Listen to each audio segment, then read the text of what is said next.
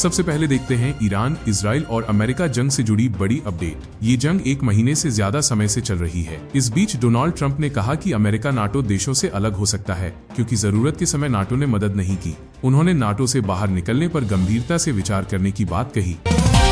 इधर ईरान ने चेतावनी देते हुए बहरीन में अमेज़न के ऑफिस पर हमला किया। माइक्रोसॉफ्ट, एप्पल और गूगल जैसी कंपनियां भी निशाने पर हैं। ट्रंप ने कहा कि अब ईरान से किसी डील की जरूरत नहीं है। इस जंग में अब तक 3200 से ज्यादा लोगों की मौत हो चुकी है।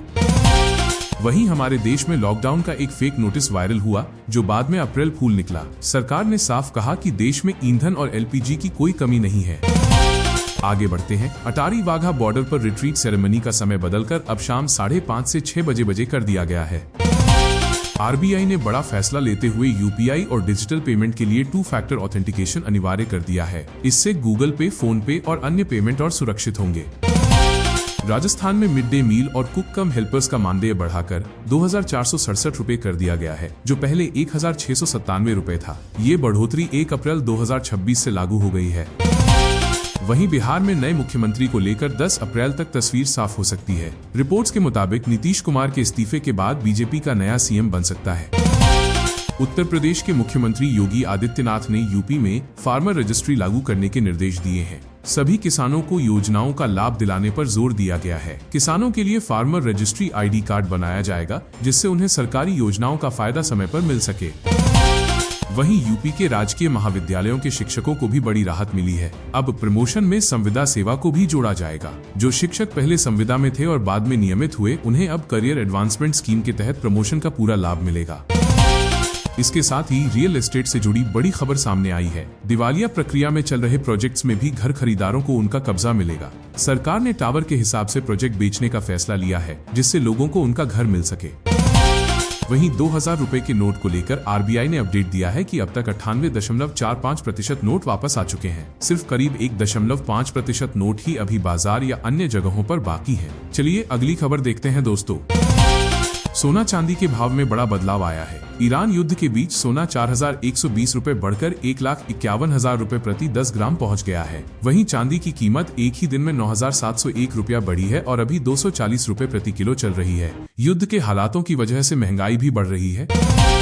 देश और दुनिया दोनों जगह असर दिख रहा है। जेट फ्यूल लगभग 100% तक महंगा हो गया है, यानी दोगुना। लेकिन सरकार का कहना है कि इसका असर भारत में ज्यादा नहीं होगा, क्योंकि कीमतों पर 25% का कैप लगाया गया है, जिससे घरेलू उड़ानों का किराया कंट्रोल में रहेगा। हालांकि रिपोर्ट्स के मुताबिक जेट फ्यूल के दाम करीब 9-10% बढ़े हैं। वहीं कई देशों में ये दोगुना हो चुका है, जिससे हवाई सफर महंगा हो सकता है।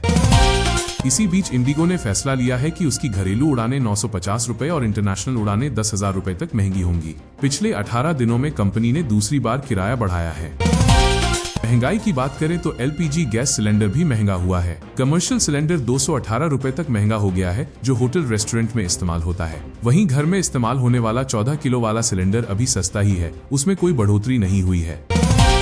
अब जीएसटी की बात करें तो मार्च महीने में सरकार ने रुपए लाख करोड़ का टैक्स कलेक्ट किया, जो पिछले 10 महीनों में सबसे ज्यादा है। पूरे वित्त वर्ष 2025-26 में 22 लाख रुपए करोड़ से ज्यादा जीएसटी कलेक्शन हुआ है। चलिए अगली बड़ी खबर देखते हैं। सुप्रीम कोर्ट ने पश्चिम बंगाल में 60 लाख में से 47 लाख आपत्तियां निपटने पर संतोष जताया है। बंगाल चुनाव से पहले सायर मुद्दे पर काफी विवाद चल रहा है। रिपोर्ट के अनुसार 7 अप्रैल तक बाकी सभी आपत्तियां भी निपट जाएंगी। गलत तरीके से जोड़े या हटाए गए नामों को ट्रिब्यूनल सुधारेंगे। वहीं राजनीति से जुड़ी एक और खबर। केंद्र सरकार ने संसद में अमरावती को आंध्र प्रदेश की आधिकारिक राजधानी बनाने वाले बिल को मंजूरी दे दी है। लोकसभा में एफसीआरए संशोधन बिल पर विपक्ष ने हंगामा किया और नारेबाजी भी हुई, लेकिन आखिरकार बिल पास हो गया और अमरावती को जल्द ही आधिकारिक राजधानी का दर्जा मिलेगा। अब बड़ी खबर।